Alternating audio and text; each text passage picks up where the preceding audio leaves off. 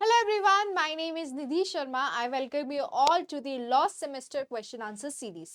अभी तक हमने जो देखा था वो लेबर लॉ 2 देखा था। मैंने आपको स्टार्टिंग में ही बताया था कि हम लेबर लॉ 2 कर रहे हैं, बट आज से हम स्टार्ट करने वाले हैं लेबर लॉ 1, क्योंकि आपके लास्ट सेमेस्टर एग्जामिनेशन में आपसे दोनों पूछे जाते हैं।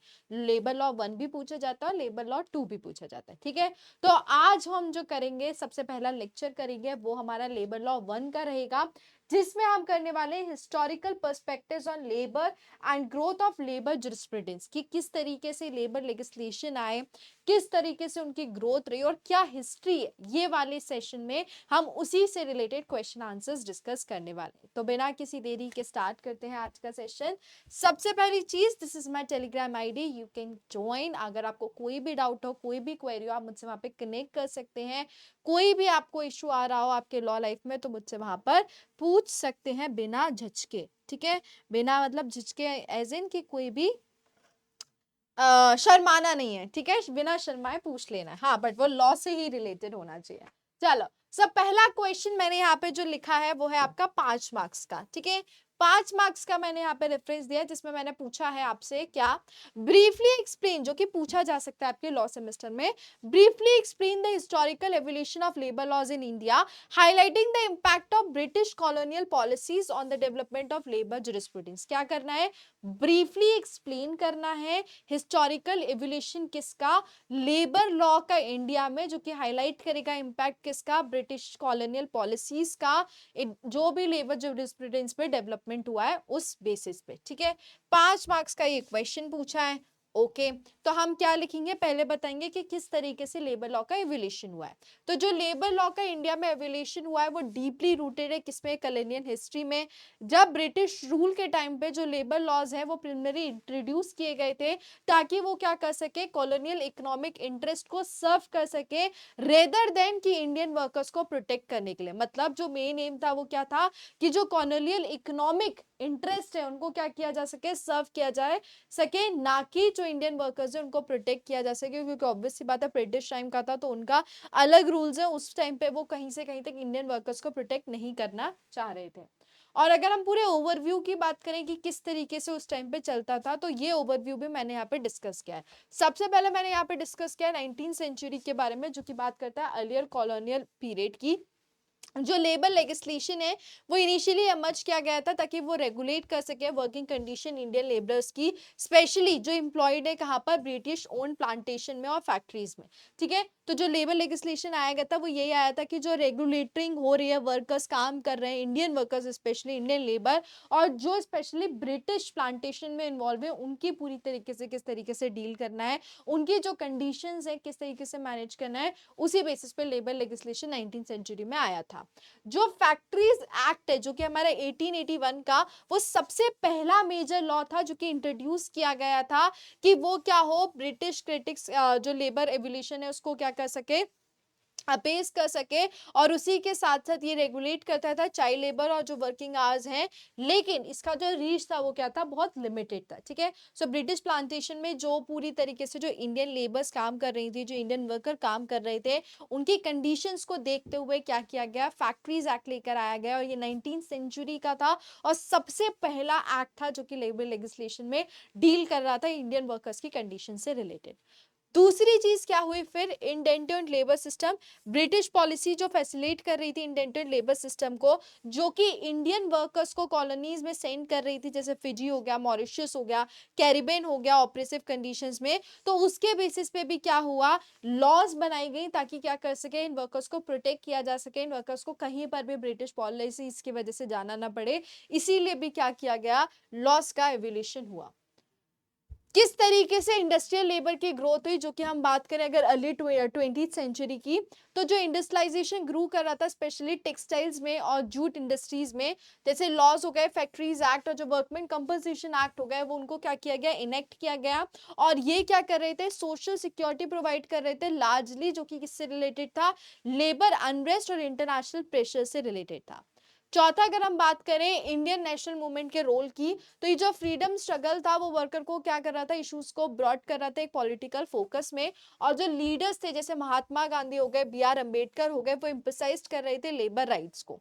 जो ट्रेड यूनियन मूवमेंट है उसने क्या किया, गेन किया स्ट्रेंथ किसके टाइम पे, इस पीरियड के टाइम पे। फिर हम आते हैं पोस्ट इंडिपेंडेंस रिफॉर्म। 1947 के बाद इंडिया ने क्या किया, अडॉप्ट किया एक वेलफेयर ओरिएंटेड अप्रोच, जो कि इनेक्ट कर रहा था कॉम्प्रिहेंसिव लेबर लेजिस्लेशन को, जैसे इंडस्ट्रियल डिस्प्यूट एक्ट हो गया और मिनिमम वेजेस एक्ट हो गया, जो कि इन्फ्लुएंस किए गए थे किसकी तरफ से, कॉन्स्टिट्यूशनल कमिटमेंट की तरफ से सोशल जस्टिस में। ठीक है, तो ये मेजर चीजें रही। सबसे पहले 19th सेंचुरी में फैक्ट्रीज एक्ट आया, जो इंडियन वर्कर की कंडीशन को देखते हुए ब्रिटिश प्लांटेशन में। उसके बाद जो इंडियन ब्रिटिश पॉलिसीज की वजह से इंडियन वर्कर्स को हर जगह भेजा जा रहा था, उससे रिलेटेड भी लॉज आया। फिर उसके बाद 20th सेंचुरी में फैक्ट्रीज एक्ट का क्या हुआ, 1911 का पूरा वर्कमैन कंपनसेशन एक्ट आया। और उसके बाद इंडियन नेशनल मूवमेंट का क्या रोल रहा, और पोस्ट इंडिपेंडेंस जब इंडिपेंडेंस मिल गई 1947 के बाद, तब पूरे जो इंडस्ट्रियल डिस्प्यूट एक्ट है, जो हमारे पूरे लेजिस्लेशन है, वो पिक्चर में आए। तो ये एक पूरी हिरार्की है। ठीक है, ये एक पूरी हिरार्की चली है कि भैया 19th सेंचुरी में क्या रहा, फिर उसके बाद किस किस लॉ की जरूरत थी वो देखा गया। फिर उसके बाद क्या हुआ, 20th सेंचुरी में ग्रोथ आई तो आपका वर्कमैन कंपनसेशन आया। ठीक है, उसके बाद क्या हुआ, वर्कमैन कंपनसेशन आया।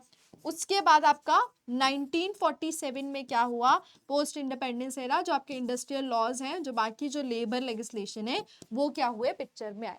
तो ये पांचों चारों चीजें आपको अपने 5 मार्क्स के आंसर में बतानी पड़ेगी, क्योंकि डायरेक्टली उन्होंने क्वेश्चन में बोला है आपको ब्रीफली एक्सप्लेन करना है, तो 5 मार्क्स से आपको इतना तो बताना पड़ेगा ही। ठीक है, नेक्स्ट टाइप का जो क्वेश्चन पूछा जा सकता है आपको, और एक और चीज इसमें इंपैक्ट क्या रहा ब्रिटिश कॉलोनियल पॉलिसीज का, वो था कि जो लॉज है वो इनिशियली एक्सप्लॉइटेड हो रही थी, रेगुलेटरी थी नेचर में, किसी भी तरीके से प्रोटेक्टिव नहीं थी। ठीक है, वो उसकी वजह से क्या हो रहा था, जो फॉर्मर लेबर रेगुलेशन था उसका फाउंडेशन हुआ। जो ब्रिटिश इंटरेस्ट है उनका क्या हुआ, उनने शेप किया अर्ली जूरिस्प्रूडेंस को, जिसमें शिफ्ट हुआ किसके थ्रू, लेटर कॉलोनियल ईयर्स के थ्रू। और समरी में बात करें तो जो लेबर लॉ है इंडिया में वो इवॉल्व हुई है कॉलोनियल एक्सप्लॉइटेशन के थ्रू, जो कि पोस्ट इंडिपेंडेंस प्रोटेक्शन और वेलफेयर से रिलेटेड, जो कि प्ले करती है एक सिग्निफिकेंट फाउंडेशनल बट सर्व करती है किसके, अर्ली डेवलपमेंट के रोल में। सो बेसिकली ये जो ब्रिटिश कॉलोनियल पॉलिसीज का जो इम्पैक्ट रहा है, जिसकी वजह से बहुत जरूरत थी लेजिस्लेशन की, वो भी मैंने यहाँ पे 5 मार्क्स में बताया है। ठीक है, अब जो आपसे पूछा जा सकता है नेक्स्ट क्वेश्चन, वो 10 मार्क्स का पूछा जा सकता है, किस पे, critically examine the historical development of labour jurisprudence in India. पहला क्वेश्चन इस पे ये पूछा है कि आपको एग्जामिन करना है हिस्टोरिकल डेवलपमेंट किसका, लेबर जूरिस्प्रूडेंस का इंडिया में, जो कि डिस्कस करेगा सोशियो इकोनॉमिक और पॉलिटिकल फैक्टर्स को, जो कि कंट्रीब्यूट कर रहे हैं इमरजेंस और ग्रोथ लेबर लेजिस्लेशन के प्री इंडिपेंडेंस एरा से, जो कि पूरी तरीके से पोस्ट इंडिपेंडेंस रिफॉर्म को क्या करेंगे,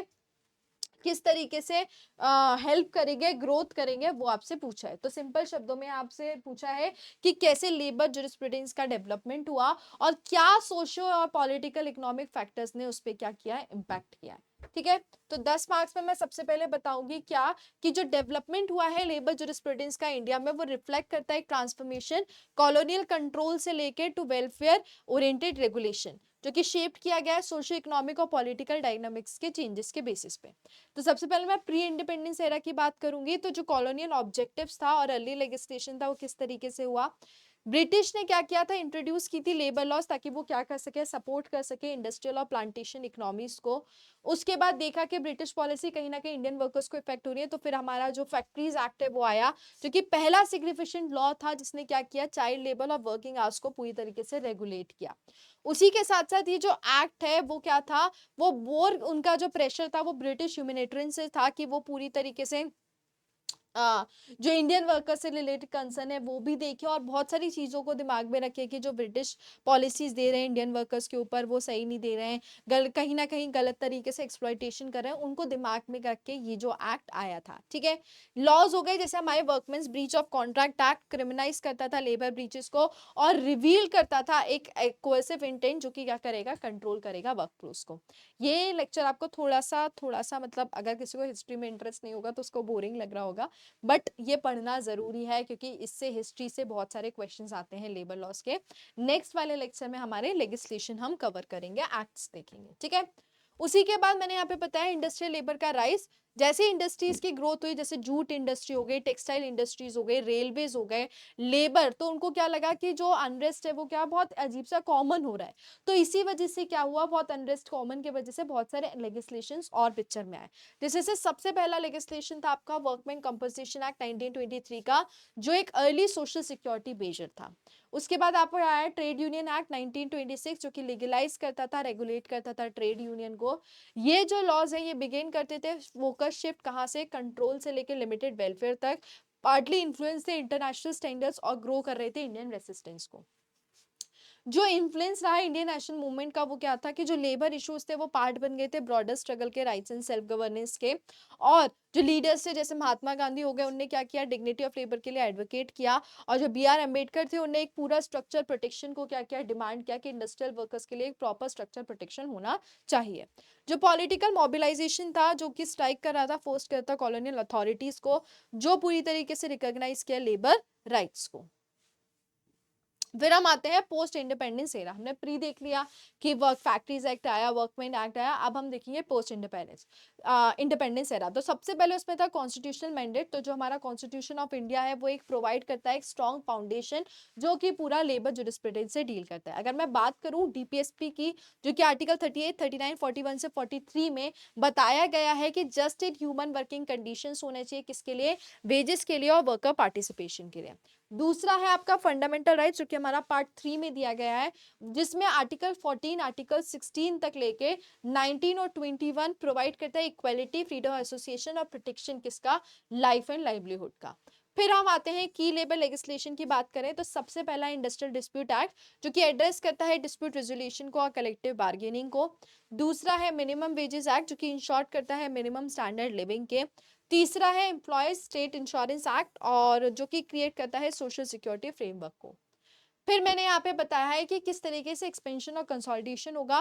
तो जिस टाइप से बहुत टाइम लगने के बाद ओवर टाइम क्या हुआ, न्यूमरस सेक्टर स्पेसिफिक आए, जो कि पूरी तरीके से जो लॉज हैं वेलफेयर के बेसिस पे देख रहे थे, वेलफेयर के बेसिस पे इनेक्ट किया गया।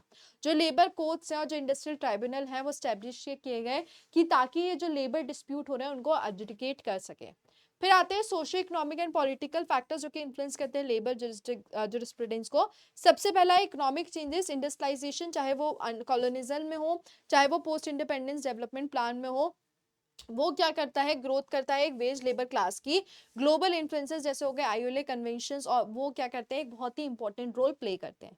दूसरा है labour movements and trade unions, जो इंक्रीज किया गया ऑर्गेनाइजेशन वर्कर्स का, यूनियन प्रेशर जो कि फोर्स कर रहा था लीगल रिफॉर्म। पॉलिटिकल पार्टीज ने भी क्या किया, लेबर इश्यूज को यूज किया ताकि वो क्या कर सके, सपोर्ट ले सके लेबर्स का, और इलेक्शन के टाइम पे सपोर्ट लेके वो वोट करा सके। ठीक है, जो तीसरा इशू और जो फैक्टर है जिसने इन्फ्लुएंस करा लेबर जरिस्प्रूडेंस को, that is judicial interpretation. Indian के जो कोर्ट्स थे उन्हें क्या किया, कंट्रीब्यूट किया एक बहुत इंपॉर्टेंट तरीके से लेबर जरिस्प्रूडेंस को, जिसमें उन्हें क्या किया, लॉज को इंटरप्रेट किया और क्या क्या जरूरत है और किस तरीके से कॉन्स्टिट्यूशनल वैल्यू का इंपॉर्टेंट प्ले है, वो यहाँ पे जुडिशियल इंटरप्रिटेशन के थ्रू हुआ, कोर्ट्स के थ्रू हुआ। इकोनॉमिक लिबरलाइजेशन पोस्ट 1991 जो मूव था एक मार्केट ड्रिवन इकोनॉमी का, जो कि लीड कर रहा था लेबर लॉ के कॉल्स के लिए। जो रीसेंट कोड्स थे जैसे वेजेस के कोड हो गए, जो कि एम कर रहे थे सिंप्लीफाई करने में और रेशनलाइज करने में एग्जिस्टिंग लॉस को, किसके थ्रू, डिबेट्स के थ्रू, वर्कर प्रोटेक्शन वर्स के। और जो भी डिबेट हो रहे थे बिजनेस के कारण, ये सारे इश्यूज पे डील करने के लिए ये क्या हुआ था, ये पूरी तरीके से फैक्टर्स ने एक क्या दिया, इनिशिएटिव दिया लेबर जुरिस्प्रूडेंस को। ठीक है, फिर मैंने यहाँ पे कंक्लूजन बताया कि जो लेबर जुरिस्प्रूडेंस रहा है इंडिया में वो इवॉल्व हुआ है किसके थ्रू, कॉलोनियल टूल के थ्रू, जो कि कंट्रोल करता है एक डेमोक्रेटिक इंस्ट्रूमेंट वेलफेयर का और जस्टिस का। ये जो शिफ्ट है ये ड्राइवन की गई एक कॉम्प्लेक्स इंटरप्ले की तरफ से इंडस्ट्रियल ग्रोथ के, और जो पॉलिटिकल कॉन्शियसनेस है और जो कॉन्स्टिट्यूशनल मैंडेट्स है उसके थ्रू क्या किया गया, ये शिफ्ट लेकर आई गई। लेकिन अगर हम बात करें चैलेंजेस की, तो जो ये चैलेंजेस है ये अभी भी हैं। ठीक है, स्पेशली जब हम प्रोटेक्ट करते हैं इंश्योर किसके लिए, एक इनफॉर्मल वर्कर्स के लिए, और बैलेंस करते हैं फ्लेक्सिबिलिटी, तो अभी भी क्या है, करंट एरा में भी लेबर राइट्स प्रॉपरली दिए नहीं गए हैं। अभी भी क्या हो रहा है, बहुत एक तरीके का हसल हो रहा है अगर हम बोलें तो ऐसा नहीं है कि लेबर जुरिस्प्रूडेंस का वो पूरी ग्रोथ ही हमारे लिए सफिशिएंट रही, नहीं, अभी भी बहुत ज़रूरत है। अभी भी बहुत सारे एरियाज हैं जहाँ पे लेबर जुरिस्प्रूडेंस का इम्प्रूव होना, इनिशिएट होना बहुत ज़रूरी है। ये चीज़ भी हमें कंसिडर करनी पड़ेगी। ठीक है, ये वाले क्वेश्चन में आपसे डायरेक्ट पूछा गया था कि आपको लेबर जुरिस्प्रूडेंस पे बताना है क्या रहा इंडिया में। दूसरी चीज वहां पे आप पे ये बोली थी कि किस तरीके से सोशियो इकोनॉमिक और पॉलिटिकल इकोनॉमिक फैक्टर्स इफेक्ट कर रहे थे, ठीक है। तो आपने यहाँ पे पहले प्री इंडिपेंडेंस एरा वाला बताया, 19th सेंचुरी वाला जो रहा पूरा फैक्ट्रीज एक्ट वगैरह। फिर आपने यहाँ पे पोस्ट इंडिपेंडेंस एरा बताया और फिर किस तरीके से फैक्टर्स इफेक्ट कर रहे हैं वो हमने यहाँ पर बताया। तीसरा क्वेश्चन जो मैं यहाँ पे डिस्कस करने वाली हूँ वो क्वेश्चन है आपका 8 मार्क्स का, जो कि क्या बोलता है, discuss the inherent conflicts between labour and capital in industrial settings. पहला क्वेश्चन पूछा है इसमें कि डिस्कस करना है आपको कॉन्फ्लिक्ट किसके बीच में, लेबर के बीच में और कैपिटल के बीच में इंडस्ट्रियल सेटिंग्स में। आपको अपने आंसर में क्रिटिकली एनालाइज करना है किस तरीके से फैक्टर्स जैसे एक्सप्लॉइटेशन हो गया लेबर के, प्रॉफिट मोटिव हो गया एम्प्लॉयर्स का, कैसे वो क्या करते हैं, कंट्रीब्यूट करते हैं लेबर कैपिटल टेंशंस को इंडिया में। और आपके अपने आंसर्स को रिलेवेंट लीगल प्रिंसिपल्स के साथ और एग्जांपल्स के साथ लिखना है, ठीक है। तो इसमें आपसे 3 क्वेश्चन पूछे 8 मार्क्स में। सबसे पहली चीज क्या पूछी है, आपको कॉन्फ्लिक्ट्स के बारे में बताना है कि लेबर और कैपिटल में किस तरीके से कॉन्फ्लिक्ट होते हैं। उसके बाद आपको अपने आंसर में क्रिटिसाइज करना है कि किस तरीके से फैक्टर्स जैसे एक्सप्लॉइटेशन ऑफ लेबर हो गया, ये सारी चीजें इंक्रीज करते हैं लेबर और कैपिटल के टेंशंस। और तीसरी चीज आपको अपने आंसर में एग्जांपल्स और लीगल प्रोविजंस कवर करना है।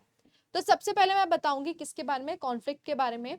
तो जो कॉन्फ्लिक्ट है लेबर और कैपिटल के, वो एक फाउंडेशनल इशू है इंडस्ट्रियल रिलेशन में। जो कैपिटल है वो सीक करता है मैक्सिमाइज प्रॉफिट और प्रोडक्टिविटी, जो लेबर है वो डिमांड करती है फेयर वेजेस को, ह्यूमन वर्किंग कंडीशन को और जॉब सिक्योरिटी को।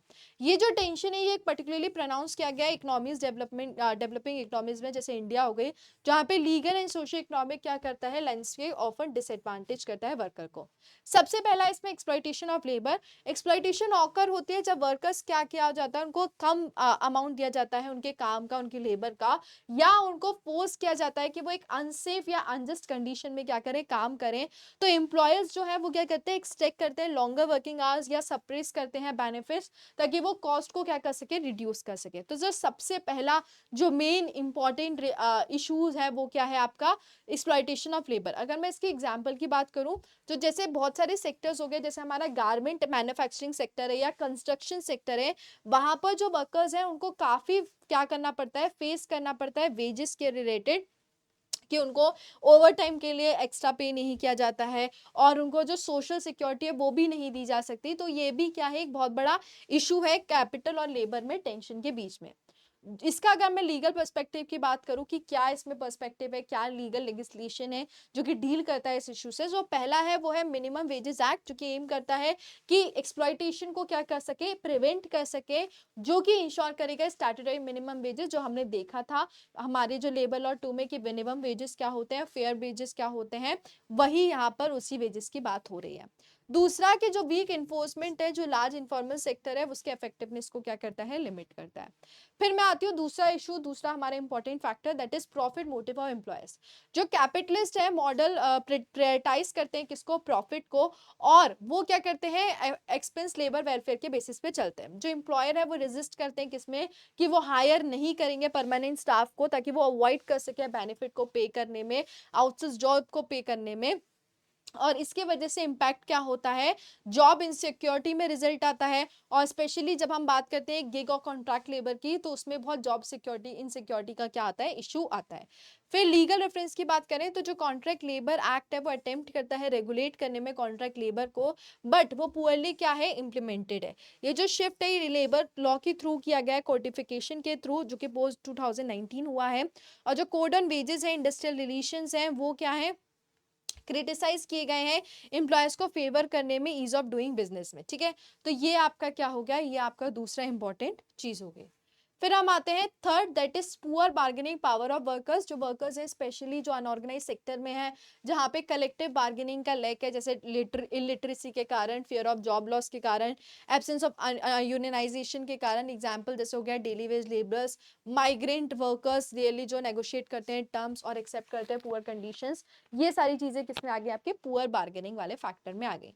अगर मैं पुअर बार्गेनिंग का एक लेजिस्लेशन की बात करूँ तो हमारे पास है ट्रेड यूनियन एक्ट। वो एक बहुत इंपॉर्टेंट एक्ट है जो पूरी तरीके से एक मैकेनिज्म प्रोवाइड करता है। किस चीज का मैकेनिज्म प्रोवाइड करता है, वो प्रोवाइड करता है मैकेनिज्म कलेक्टिव बार्गेनिंग का, जो कि क्या एक स्मॉल परसेंटेज में हो सकती है वर्कफोर्स की यूनियनाइज करने के लिए, और जो फ्रेगमेंटेड यूनियंस हैं, पॉलिटिकल इंटरफेरेंस है, वो क्या करते हैं, इफेक्टिव नेगोशिएशंस को वीक करते हैं। फिर आते हैं पुअर वर्किंग कंडीशन, जो सबस्टैंडर्ड वर्कप्लेस सेफ्टी है, सैनिटेशन की वजह से, लॉन्ग आवर्स की वजह से, एब्सेंस हेल्थ फैसिलिटीज की वजह से वो कंटिन्यू करता है प्लेग इंडियन इंडस्ट्री को, और पर्टिकुलरली जो हमारे एमएसएमई सेक्टर्स हैं उसमें। एग्जाम्पल हो गए जैसे इंसिडेंट्स हमारे फैक्ट्री फायर्स के, कंस्ट्रक्शन एक्सीडेंट्स के, वो कॉमन है किस वजह से, क्योंकि कंप्लाइंस जो सेफ्टी लॉ के साथ होना चाहिए वो नहीं है। अगर इनके लीगल प्रोविजंस की बात करें कि पुअर वर्किंग कंडीशन से रिलेटेड या वर्किंग कंडीशन से रिलेटेड हमारे पास क्या लेजिस्लेशन है, तो उससे सबसे इंपॉर्टेंट जो लेजिस्लेशन है वो आपका फैक्ट्रीज एक्ट है और ऑक्यूपेशनल सेफ्टी है, जो पूरी तरीके से देखता है कि किस तरीके से कंडीशंस होंगी, किस तरीके से मॉनिटर किया जाएगा, वो सारी चीजें उस एक्ट में दी गई है। अगर मैं बात करूं कंक्लूजन की, तो कंक्लूजन यहाँ पर क्या है कि जो कॉन्फ्लिक्ट है लेबर और कैपिटल का, वो इसके वजह से रूट हुआ है कि जो स्ट्रक्चरल इनइक्वालिटीज हैं, इम्बैलेंस पावर है, उनके वजह से ये इशू क्या होता है, बढ़ता है। ये जो लॉज है वो एग्जिस्ट की जाती हैं कि ताकि कर सके ये कॉन्फ्लिक्ट को मीडिएट, और इनके इम्प्लीमेंटेशन को वो क्या रहेगा, वीक रहेगा। लेबर जो है कंटिन्यू क्या करती है, सीन करती है कि भैया स्टेक होल्डर की जगह वो कॉस्ट करे, और डीपन करती है एक्सप्लॉइटेशन और अनरेस्ट को। एड्रेस किया जाता है कि ये रिक्वायर सिर्फ लीगल रिफॉर्म नहीं, बट एक स्ट्रॉन्गर लेबर इंस्टीट्यूशन की बहुत जरूरत है, बेटर इन्फोर्समेंट की बहुत जरूरत है, और एक शिफ्ट की बहुत जरूरत है जो कि एथिकल एम्प्लॉयमेंट प्रैक्टिसेस के बेसिस पे देखी जाएगी। ठीक है, सो बेसिकली मुझसे इस क्वेश्चन में एक पूछा गया था कि जो लेबर और कैपिटल के बीच में जो टेंशन होते हैं, बेसिकली एम्प्लॉयर के बीच में, वो टेंशन्स के बारे में बताइए, और किस वजह से, किस फैक्टर से वो टेंशन पे इम्पैक्ट होता है। तो मैंने यहाँ पे क्या बताया, मैंने यहाँ पर और बोला था लीगल प्रोविजन एग्जाम्पल भी देना है। तो मैंने यहाँ पे शुरुआत ही अपनी बताई कि टेंशन्स किस वजह से होते हैं, फिर मैंने यहाँ पे एक एक इशू को डील किया। उस इशू के साथ मैंने ये भी बताया कि वो इशू का हमारे पास एक प्रॉपर लेजिस्लेशन है जो डील कर रहा है, और उसके बाद मैंने सारे इशूज और लेजिस्लेशन के बाद कंक्लूजन दिया। ठीक है, नेक्स्ट क्वेश्चन जो आपसे पूछा जा सकता है, जो कि 5 मार्क्स का, जिसमें ये बोला गया है briefly explain the theory of laissez-faire in relation to labour regulation. Very very important question. ये जो थ्योरी है लेजिस्फेयर की, वो एक बहुत इंपॉर्टेंट थ्योरी है लेबर लॉ में। तो यहाँ पे उन्होंने यही बोला है कि आपको क्या बताना है, उस थ्योरी के बारे में बताना है, और how did the shift from laissez-faire to state regulation influence the development of labour legislation, और किस तरीके से जो शिफ्ट हुआ है लेजिस्फेयर से लेकर स्टेट रेगुलेशन में, वो इन्फ्लुएंस करता है लेबर लेजिस्लेशन की डेवलपमेंट को। उसी के साथ आपको 2 स्पेशल फीचर्स मेंशन करने हैं किसके, स्टेट रेगुलेट लेबर लॉ के। ठीक है, तो सबसे पहले चीज मैं यहाँ पे क्या बताऊंगी, किसके बारे में, लेजिस्फेयर की थ्योरी के बारे में और लेबर रेगुलेशन के बारे में। तो जो थ्योरी है लेजिस्फेयर की, वो बेस्ड है मिनिमम स्टेट इंटरफेरेंस के प्रिंसिपल पे, जो कि इकोनॉमिक और सोशल नेशंस में मैटर्स में देखा जाता है। अगर इस डॉक्ट्रिन की बात करूं तो ये बिलीव किया जाता है कि जो फ्री मार्केट है वो डिटरमाइन करेगा वेजेस को, वर्किंग कंडीशंस को और एम्प्लॉयमेंट टर्म्स को थ्रू वॉलंटरी कॉन्ट्रैक्ट एम्प्लॉयर्स और वर्कर्स के बीच में। अगर मैं लेबर के कॉन्टेक्स्ट की बात करूं तो जो लेजिस्फेयर है वो मीन किया गया है कि जो स्टेट है वो इंटरफेयर नहीं करेगी एम्प्लॉयर एम्प्लॉय रिलेशनशिप में, इज्यूम करते हुए कि जो दोनों पार्टीज हैं उनके पास क्या है, इक्वल बार्गेनिंग पावर है। अगर मैं रियलिटी में देखूं कि जो वर्कर्स है स्पेशली इंडस्ट्रियल रिवोल्यूशन के टाइम पे और जो अर्ली स्टेजेस कैपिटलिज्म के टाइम पे, वो एक सिग्निफिकेंट डिसएडवांटेज पे जो कि लीड करता है wide spread exploitation, long working hours और एक अनसेफ कंडीशन को। ठीक है, तो मैंने यहाँ पे लेजिस्फेयर थ्योरी के बारे में बताया कि वो एक मिनिमल स्टेट के प्रिंसिपल के बेस पे है कि भैया आपका ज्यादा इंटरफेरेंस ना रहे इकोनॉमिक और सोशल मैटर्स का, और इस जो फैक्ट्री, इस जो थ्योरी में ये डिटरमाइन किया जाता है कि जो फ्री मार्केट होना चाहिए, जो कि डिटरमाइन करेगा कि भैया इक्वली सबको वेजेस मिले, पूरी वर्किंग कंडीशन सही रहे, ये पूरी थ्योरी इस पे डील करती है। तो अगर मैं बात करूं कि शिफ्ट किस तरीके से होता है स्टेट रेगुलेशन में और उसका इन्फ्लुएंस क्या रहता है, तो अगर लेजिस्फेयर को फेलियर रहा प्रोटेक्ट करने में वर्कर राइट के, तो वो क्या होता है, स्टेट इंटरवेंशन का इमरजेंस होता है। जैसे अगर लेजिस्फेयर प्रॉपरली इम्प्लाई नहीं हो पाया कि जो वर्कर्स हैं उनके राइट प्रोटेक्ट नहीं हो पा रहे, तो फिर क्या होगा, स्टेट का इम्प्लीमेंटेशन का इंटरफेरेंस होगा। अगर मैं बात करूं जो स्टेट रेगुलेशन का शिफ्ट का, वो सिर्फ और सिर्फ ड्राइविंग किया जाता है सोशल रिफॉर्म मूवमेंट्स के थ्रू, ट्रेड यूनियन प्रेशर्स के थ्रू और इंटरनेशनल लेबर स्टैंडर्ड्स के थ्रू। जो शिफ्ट है वो मार्क करता है ट्रांसफॉर्मेशन लेबर लॉ का सोशल वेलफेयर लॉ में, जहां पे स्टेट क्या करता है, एक एक्टिव प्रोटेक्टर बनता है लेबर राइट का, और इसी वजह से जो लॉज है वो इनेक्ट किए जाते हैं ताकि इंश्योर किया जा सके मिनिमम वेजेस को, वर्किंग आवर्स को, सेफ्टी को, डिस्प्यूट रेजोल्यूशन को। जो 2 स्पेशल फीचर्स हैं स्टेट रेगुलेटेड लेबर लॉ के, वो हैं आपका पहला protective nature. State labour laws design किया गया है वीकर सेक्शन को प्रोटेक्ट करने के लिए एक्सप्लॉइटेशन के अगेंस्ट, जो कि इंश्योर करेगा मिनिमम स्टैंडर्ड वेजेस का, वर्किंग कंडीशंस का और जॉब सिक्योरिटी का। अगर मैं वेलफेयर ओरिएंटेशन की बात करूँ तो ये जो लॉज है ये एम करते हैं प्रमोट करने में सोशल जस्टिस, इकोनॉमिक इक्विटी और अलाइन करते हैं कॉन्स्टिट्यूशनल प्रिंसिपल्स के थ्रू। समरी में बात करूँ तो ये जो शिफ्ट है लेजिस्लेचर से स्टेट रेगुलेशन में वो क्या है, वो एक बहुत इंपॉर्टेंट है और वो पूरी तरीके से लीगल सेफगार्ड्स और इंश्योरिटी देता है किस चीज में, फेयर जस्टिस में, और सबके साथ क्या रहे, सारी कंडीशन सही रहे, उस पे क्या करता है, ये काम करता है। ठीक है, तो इस क्वेश्चन में आपसे डायरेक्ट लेजिस्लेचर के बारे में बोला था कि क्या होता है वो बताना है और किस तरीके से जो बाकी फैक्टर्स हैं उसको इफेक्ट करते हैं वो आपको 5 मार्क्स में बताने थे। नेक्स्ट जो क्वेश्चन है वो मेरा 8 मार्क्स का मैंने यहाँ पे आपको बताया, जो आपसे पूछा जा सकता है वो है ILO से रिलेटेड। इसमें बोला गया है कि क्रिटिकली एग्जामिन करना है किसका, इंटरनेशनल लेबर ऑर्गेनाइजेशन का रोल, जिसमें आपको सेटिंग करते हुए ग्लोबल लेबर स्टैंडर्ड्स और किस तरीके से जो ILO है वो इन्फ्लुएंस करता है डेवलपमेंट लेबर लेजिस्लेशन का इंडिया में। आपको अपने आंसर को सपोर्ट करना एग्जांपल्स के साथ की कन्वेंशंस और इम्प्लीमेंटेशन के थ्रू। तो सबसे पहले मैं ILO के बारे में बताऊंगी कि जो इंटरनेशनल लेबर ऑर्गेनाइजेशन है वो स्टैब्लिश किया था 1999 में और लेटर उसको क्या कर दिया गया था, एफिलिएट कर दिया गया था यूनाइटेड नेशन के साथ। वो एक यूनिक ट्राइपरेट बॉडी है जो कि कंप्राइज करती है गवर्नमेंट को, एम्प्लॉयर्स को और वर्कर्स को। उसका जो प्राइमरी ऑब्जेक्टिव है वो प्रमोट करना सोशल जस्टिस और इंटरनेशनल रिकॉग्नाइज करना किसको, ह्यूमन को और लेबर राइट्स को। रोल जो है सेट करना ग्लोबल लेबर स्टैंडर्ड्स का, जो ILO है वो फॉर्मुलेट करता है इंटरनेशनल लेबर स्टैंडर्ड किसके थ्रू, कन्वेंशन के थ्रू और रिकमेंडेशन के थ्रू। जो स्टैंडर्ड्स है वो एड्रेस करते हैं इशू जैसे फ्रीडम ऑफ एसोसिएशन हो गया, राइट टू कलेक्टिव बार्गेनिंग हो गया, अबॉलिशन ऑफ फोर्स लेबर हो गया, नॉन डिस्क्रिमिनेशन हो गया, डिसेंट वर्किंग कंडीशन हो गया। ये जो ILO है ये अडॉप्ट करता है स्टैंडर्ड किसके थ्रू, इंटरनेशनल लेबर कॉन्फ्रेंस के थ्रू, जो कि हर साल होती है। अगर मैं कोर कन्वेंशन की बात करूं ILO के, तो कन्वेंशन नंबर 87 जो कि बात करता है फ्रीडम ऑफ एसोसिएशन और राइट टू ऑर्गेनाइज के प्रोटेक्शन से रिलेटेड, जो कि आपका 1948 का है। दूसरा कन्वेंशन 98 का जो कि राइट टू ऑर्गेनाइज और कलेक्टिव बार्गेनिंग की बात करता है। मिनिमम एज कन्वेंशन जो कि 138 1973 का है और worst form child labour convention के जो कि 1999 के हैं।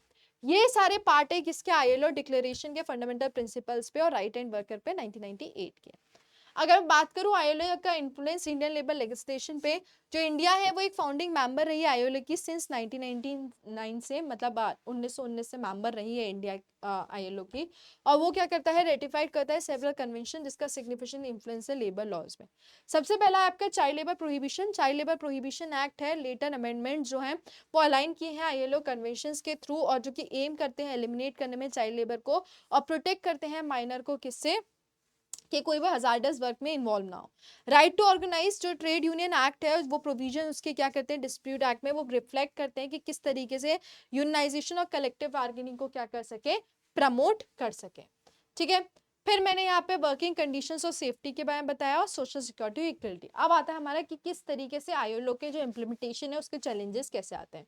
जो इंडिया है उसने अडॉप्ट किया था ILO प्रिंसिपल, लेकिन सारे कोर कन्वेंशंस रेटिफाइड हो गए, जैसे कन्वेंशन नंबर 87 हो गया, 98 हो गया। वो कंसर्न्स इसी वजह से क्या हुआ है कि जो गवर्नमेंट एम्प्लॉइज है उन पर रिस्ट्रिक्शंस के बेसिस आने लगी। जो इम्प्लीमेंटेशन है वो किस वजह से हुआ, एक लार्ज इनफॉर्मल सेक्टर की वजह से हुआ, वीक इन्फोर्समेंट मैकेनिज्म की वजह से हुआ, लिमिटेड अवेयरनेस अमंग वर्कर्स की वजह से हुआ। और उसी के बाद कंक्लूजन की बात करूं तो जो ILO है वो एक प्लेट करता है एक वाइटल रोल किसमें, शेपिंग इंटरनेशनल लेबर लॉर्म्स को, जिसने सिग्निफिकेंटली इन्फ्लुएंस किया इंडिया के लेबर लेजिस्लेटिव फ्रेमवर्क को।